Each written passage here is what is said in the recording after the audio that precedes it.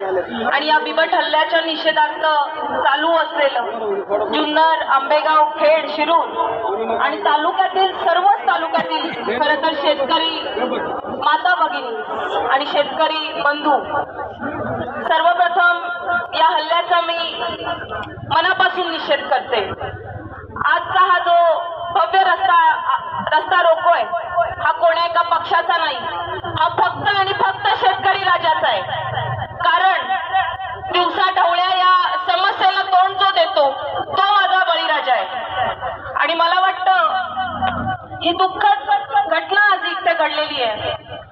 आपण जर बघितलं तर प्रशासन सातत्याने सांगतंय, जेव्हा पहिला बिबट हल्ला झाला त्याच्यानंतर अनेक बैठका प्रशासनाने घेतल्या, त्यापैकी अनेक बैठकांना आम्ही उपस्थित होतो। त्या बैठका याच्यासाठी होत्या की बिबट हल्ला होणार नाही याच्यासाठी आपण काय काळजी घ्यायची, मग रस्त्याने एकटं जाऊ नये, रात्री जाऊ नये, बरोबर ना। अनेक उपाययोजना आपल्याला प्रशासनाने सांगितल्या। पूर्वी हा बिबट्या जंगलात असायचा, त्याचा अधिवास जंगल होता, कालांतराने त्याचा अधिवास आपली शेतामध्ये होता आणि आता त्याचा अधिवास आमच्या उंबरठ्यामध्ये आलाय। आता आम्ही कुठे जायचं, आता आम्ही कुठे लपायचं? ज्याने लपायचं होतं तो राजरोज फिरतोय आणि ज्याने दिमाखात मिरवायचं, ज्याने कष्ट करायचंय त्याला आज लपायची वेळ आलीय। हा शिवण्याचा एकटीचा प्रश्न नाही। आज आमची कुमशेतची जी चिमुरडी होती, अभ्यास करत होती अंगणामध्ये, आई समोर बसलेली होती आणि तिच्या नरडीचा घोट बिबट्याने घेतला।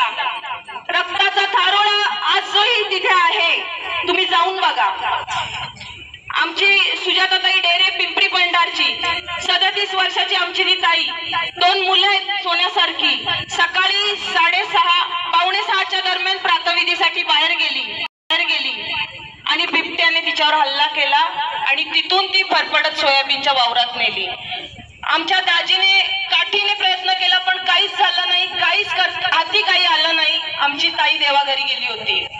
आज आमची शिवन्या आजोबांना पाणी घेऊन चालली होती, पाण्याचा तांब्या घेऊन चालली होती आजोबांसाठी आणि शेवटचं पाणी पाजण्याची वेळ आजोबांवर आज आली। मला सांगा, हे दिवस कोणासाठी आहेत?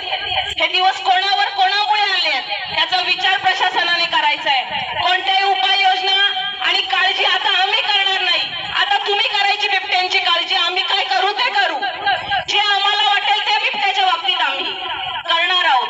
कारण शेड्यूल 1, शेड्यूल 2 आम्ही काही शेतकरी वर्ग जाणत नाही, ते तुम्ही जाणता। कोल्हापूरच्या हत्तीनीवर प्रसंग आला की नाही? सर्वजण एकवटलं, अख्खं कोल्हापूर एकवटलं, कोर्टातून तिची सुटका केली। आज एका हत्तीसाठी आज इतकं कोल्हापूर एकवटलं, आम्हाला अभिमान आहे। मग आज आमच्या बिबट्याच्या विरोधात तुम्ही लढू शकत नाही? आज आमचा बिबट्या आमचे हल्ले करतोय।